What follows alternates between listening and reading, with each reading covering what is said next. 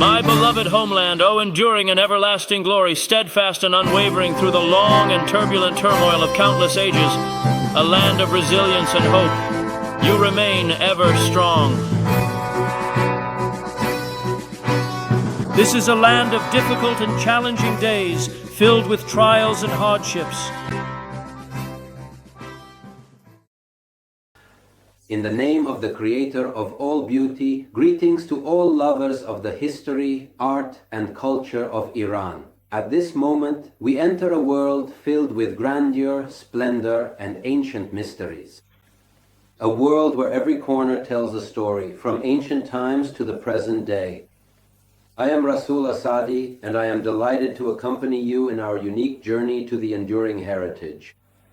Iran is a land where every stone is named after a work of art, and every historical monument holds a unique story and a profound identity within the heart of history. From architectural masterpieces in Takht-e-Jamshid and Naqsh-e-Jahan to magnificent mausoleums and ancient relics hidden in the mountains and plains, each one is a testament to the grandeur and unparalleled culture of this land. In this channel, we intend to travel with you into the heart of Iran's history, culture, and art, and to narrate every heritage and artistic work with its own special and captivating story. This is a place for those who have love for their homeland, respect for the past, and a passion for discovering the unknown. So if you too want to walk alongside me on the path of understanding and honoring Iran's enduring heritage, join us from now. Let's join hands and entrust these unique treasures to future generations and truly appreciate the value of Iran's history and culture. Stay with us because this journey is just the beginning. The enduring heritage of this ancient land awaits you. Starting this week, every Sunday, we will be guests in your kind and inquisitive hearts so that together we can have an unforgettable experience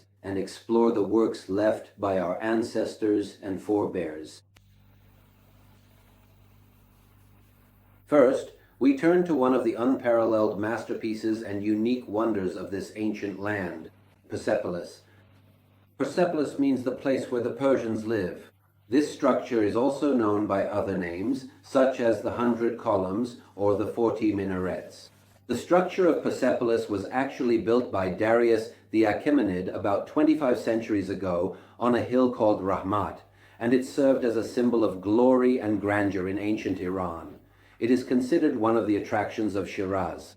It can be said that Persepolis and its remaining structures are considered one of the most important documents of the history of world civilization and showcase the architecture of royal palaces. The Achaemenid kings, at the height of their power, built their stone palaces in the heart of the mountains to present a clear vision of the future of their rule. Persepolis is a legacy left from the kings of the Achaemenid era in Iran, dating back 2,500 years before Christ. Considering the vastness of the Achaemenid Empire in ancient Iran, which also encompassed a significant part of the East, one can grasp the grandeur of the seat of these kings in this historical monument.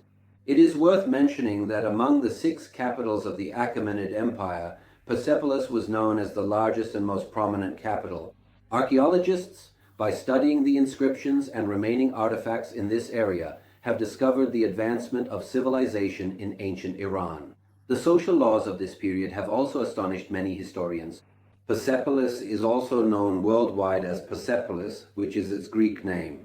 The Persepolis region is also known as the land of Pars. Countless architects and artists participated in the construction of this monument, and it was built by both male and female workers. However, what adds to its value throughout history is the way the Achaemenid kings treated the workers, who in ancient Iran received wages in exchange for their labor. According to the information found in the inscriptions, the construction of Persepolis took approximately 120 years. In an inscription left in 311 AD by the Sassanid prince Shapur, son of Hormizd II, this place is referred to as Satsutun, meaning 100 columns. Since Iranians in the Middle Ages attributed this place to Jamshid, a legendary king from Iranian mythology, they referred to it as Takht-e-Jamshid. Another name given to it during this period was Chehel Menar, meaning 40 minarets. Based on the inscriptions left from the Achaemenid period in various locations, it can be inferred that Darius's purpose in constructing this complex was to create a symbol of ancient Iran. The construction and completion of the palaces of Persepolis continued until the end of the Achaemenid rule. Many parts of Persepolis were built and decorated during the reigns of Darius I, Xerxes, and Artaxerxes I. The magnificent palaces of Persepolis served as the residence of Achaemenid kings for many years, and still remain one of the most prominent and enduring historical structures. For several years, workers excavated mountains and paved the foothills with stone to build the palaces and mansions. The main material used in the construction of the palaces was stone, which was utilized in varying degrees of strength. Carving and polishing the stones into large pieces and transporting them to various locations at different elevations is considered one of the most fascinating aspects of constructing this palace. It is worth mentioning that the selection of the mountains surrounding Mavdasht by Darius I was made very wisely, taking into account the mountain's position relative to the sunrise and sunset, the lush plains around it, and the fact that this area was located on the royal road. The vast rock formation located north of Mount Mir dates back to 518 BC, that is, about 2,500 years ago. Darius I, the just and rightful king, ordered the construction of a grand palace in the mountains surrounding Mavdasht.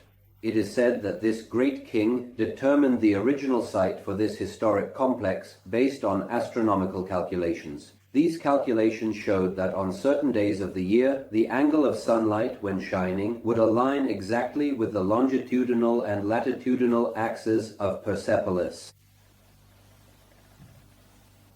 Among the most important reasons for choosing this area are its climate and characteristics, its location on the royal road, and the mountains surrounding it that resemble a fortress. This region is made up of various mountains. To the east it borders Lake Tashk, to the south it connects to the heights of Zargan, to the north to the mountains, and finally to the west it is linked to Hossein Ku.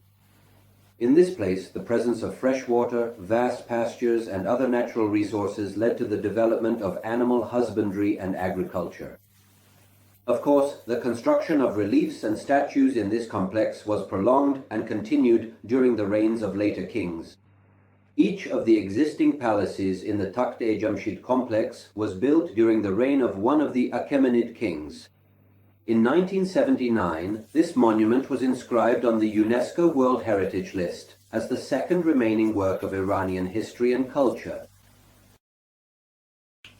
Dear viewers, considering the vastness and expanse of Persepolis and the considerable time required to cover its details, and in order to prevent fatigue and boredom for you dear ones, we decided to prepare and present this program in several 10-minute episodes. Thus, here we come to the end of the first part of the history of Persepolis, and we look forward to your continued company in the upcoming episodes. We eagerly await your warm presence in the second part. Until then, goodbye. Wishing you happiness and success.